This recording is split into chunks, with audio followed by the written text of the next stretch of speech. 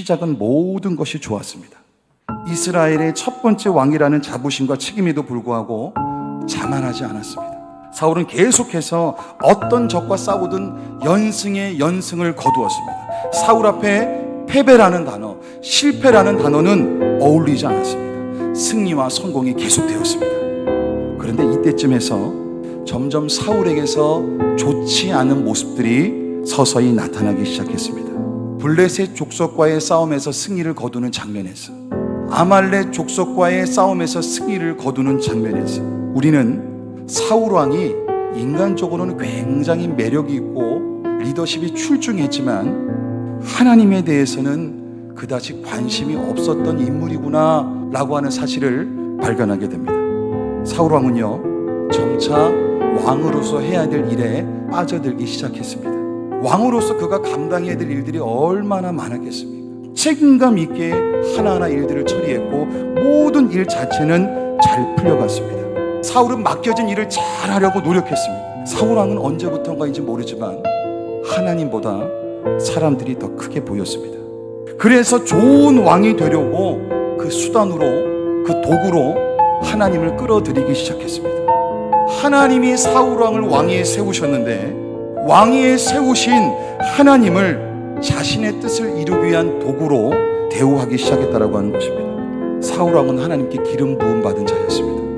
하나님께서 맡기신 왕의 일을 통해서 하나님의 하나님 되심을, 하나님의 주권을 드러내야 했는데 사울은 언젠가부턴가 그렇게 하지 않았습니다.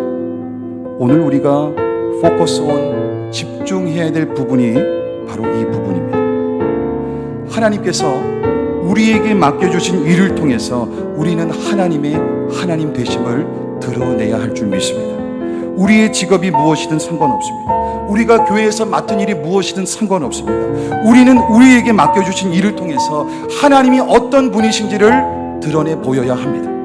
우리에게 맡겨진 일의 방향이 단순히 더 많은 것을 소유하는 방향으로 설정되어 있다면, 우리에게 맡겨진 일의 방향이 내 주변 사람들에게 더 많이 인정받는 것으로 그 방향이 향해져 있다면, 우리에게 맡겨진 일의 방향이 내가 무언가 더 많이 성취감을 맛보기 위해서 설정되어 있다면, 여러분, 우리는 언젠가 사울 왕과 같은 길을 걸어갈 수밖에 없습니다. 사울 왕처럼 예배와 일이 전혀 별개의 활동이 돼서 급기야 일이 예배보다 더 중요하게 될 수 있다고 하는 것입니다. 내 일을 잘 마치기 위해서 예배가 도구가 되고, 내 일이 잘 마무리되기 위해서, 내 일의 성과가 좋기 위해서 하나님이 수단이 되는 지경까지 갈 수 있다고 하는 것입니다. 여러분, 이러한 모습은 치명적인 결과를 낳게 됩니다. 사랑하는 여러분, 여러분께서 하고 계신 그 일을 진행함에 있어서 우리가 집중해야 된다고 하는 것입니다.